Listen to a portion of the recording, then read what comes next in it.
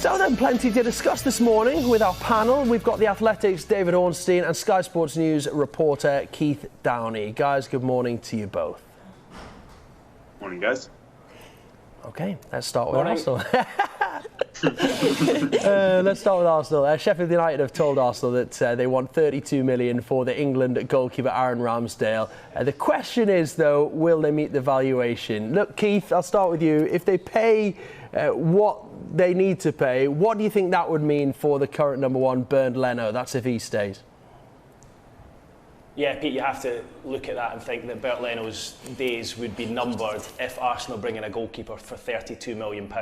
A lot of money in this market, given what we've been through the last year or so. We know that finances are tight for all clubs, really. So for Arsenal to go out and surprisingly spend that amount of money on a goalkeeper, you would have to think it would be to come in and be number one. I mean, Ramsdale had an unbelievable season last season. I think a lot of people forget that because Sheffield United were relegated. I watched them a number of times. He was phenomenal, kept them in matches that they should have been well behind in.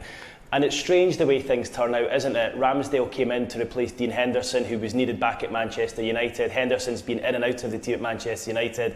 In comes Ramsdale, stakes his claim, does terrifically well, and is now, as you say, on the radar of a massive club like Arsenal. But for Bernd Leno, you would have to think it will be difficult for him to remain number one if Arsenal are going to splash out that huge sum on a goalkeeper. And David, what's your take on it? Will they meet the valuation?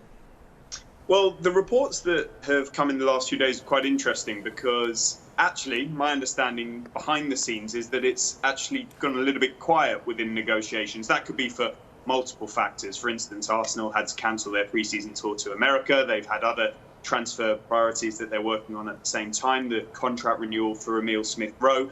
But in terms of what's being mentioned, I don't know if, I don't know if 32 or whatever it would be is what Arsenal will go to. I think Sheffield United want around £30 million. There will be a little bit of reluctance from Arsenal's perspective to stretch that far.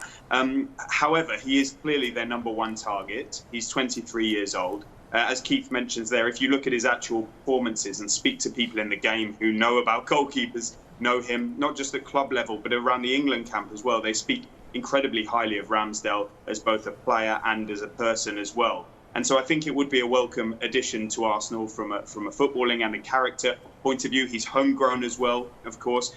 There aren't many goalkeepers at the top level of that age group at the moment coming through around Europe. You know, there's an alternative option Arsenal could go for example, such as Sam Johnston, but he's older at 28 years old, although the fee would be much lower. So it's a big decision to make. And just in terms of Keith's point on number one, Bernd Leno's under contract until 2023. Whether he wants to leave or not this summer, I'm not sure there's a market for him. Of course, Arsenal prioritised him last summer over Emiliano Martinez, who went to Aston Villa for £20 million, which is causing quite a lot of angst in the Arsenal fan base.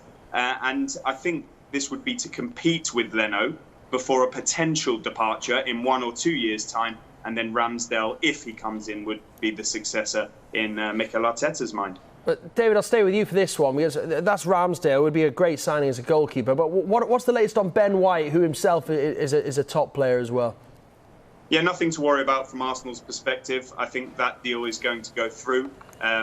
Originally, when the agreement was reached, which was widely reported, it was looking like a medical next week on sort of Monday, Tuesday time. I don't know how that's factored in around his holiday plans, his return, any quarantine issues and that sort of thing. But yeah, the medical, the finalising of all the terms around the transfer are expected to go through, and Ben White will be an Arsenal player next season. All being well from their perspective, Brighton will get a windfall of around £50 million. I think it's a situation in which all parties win because he was a transfer priority for Mikel Arteta, and it looks like it will get done on a long-term contract. And David, what about any other names, anyone else on Arsenal's radar right now? Well, it's going to be busy at Arsenal in the final, until the end of the transfer window. Dharmesh spoke very well about it on Sky yesterday. They are still looking, as we've talked about, for a goalkeeper, a sort of number 10 player. We've talked many times about Martin Odegaard, others. There have been rumours around James Maddison. That's not one that I can see developing. I think that would be a huge stretch of Arsenal's finances. And I'm not sure it's realistic, especially with Smith-Rowe signing a new contract. There's reported interest on the Athletic with Tammy Abraham at Chelsea as a potential loan option. I don't know if that would need a departure to facilitate it. A new right back if Hector Bellerin is to leave. There was the interest in a more deep-lying midfielder in Ruben Neves that a lot of us reported. So I can't tell you anything with absolute certainty because I don't think anything is concrete at the moment. But as we draw towards that August 31st deadline, there's going to be a number of departures at Arsenal and still a couple more, at least 2 or 3 maybe incomings.